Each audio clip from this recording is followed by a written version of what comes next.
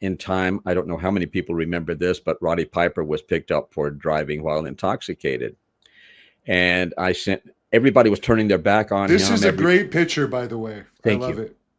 Thank you. Roddy's actually a little taller than that. But I told him, I said, slouch down, you make me look bad. And so he did.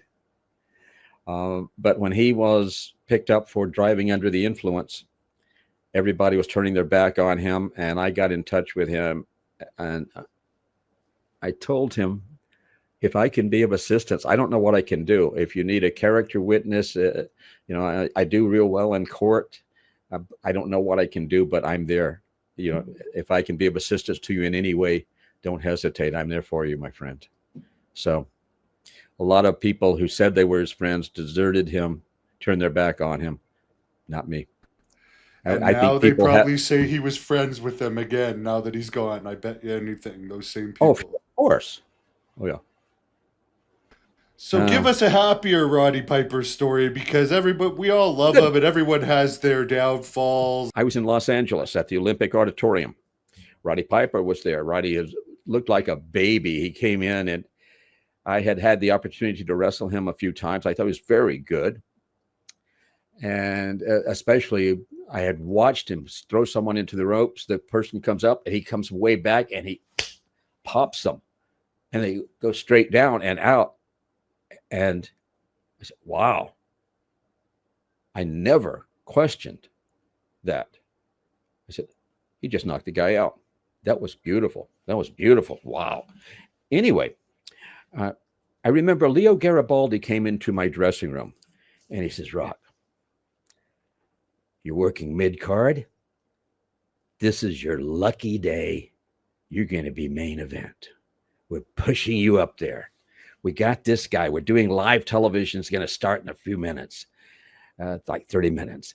We've got this new guy. He's this Arab guy. His name is, oh gosh, Johnny Rods. What name did he use?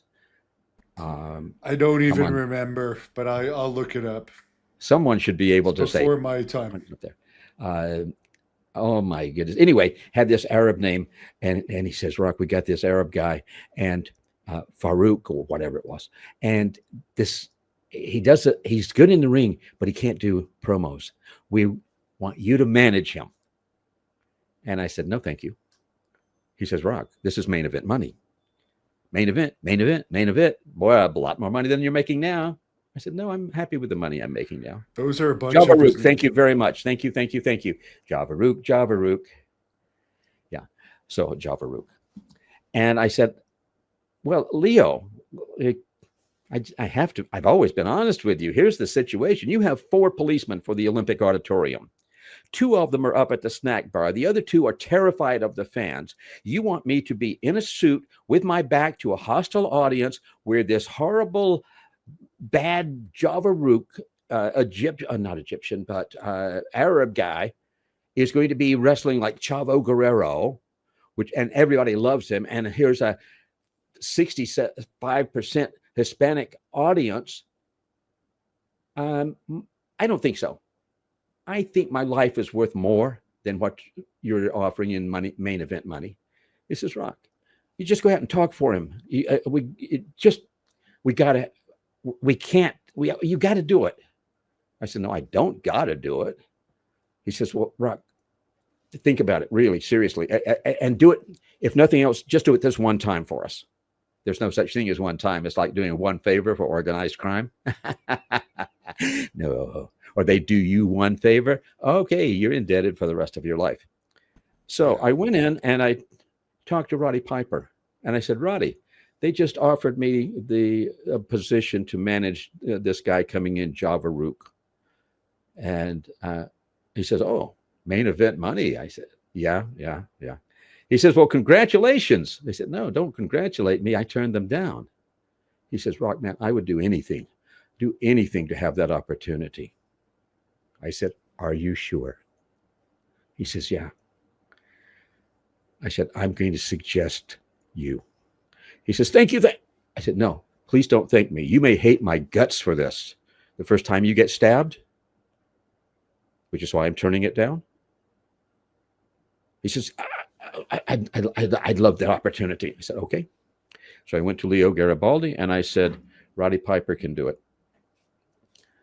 And Leo says, you sure? I said, yeah, Roddy can do it.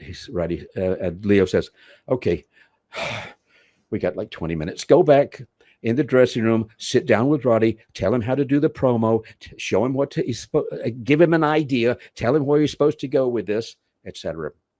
I said, okay. Now we look back at it now and say, Rock Riddle, you were instructed to teach Roddy Piper how to do a promo. I said, yeah, sort of ridiculous that we look at it now in hindsight and say he was so brilliant. But I told him, I said, Roddy, here's an idea. If you like this, go with this. If not, make up anything. But you're going to talk to the announcer. You're going to say, I just talked to Javaruk's father, the Sheik. And he wanted to thank you, Mr. Announcer, for accepting his son and inviting his son to have dinner with you and your family. And the announcer saying, no, don't do those. I did it. Roddy says, and the Sheik continued on with other stuff, but he says, and the Sheik has a message for you and for all of your viewers. And the announcer says, and you're going to tell me what that is? Yes. The Sheik says he has a gift for you for being so kind to his son. It's en route right now. The announcer says, okay, dare I ask, what is it? He says, it's a barrel of Arabian oil. And he wants you and the people of the United States to know it's the last barrel of Arabian oil you'll ever see. Arab oil embargo type time, I think. So who got Roddy Piper his first big break?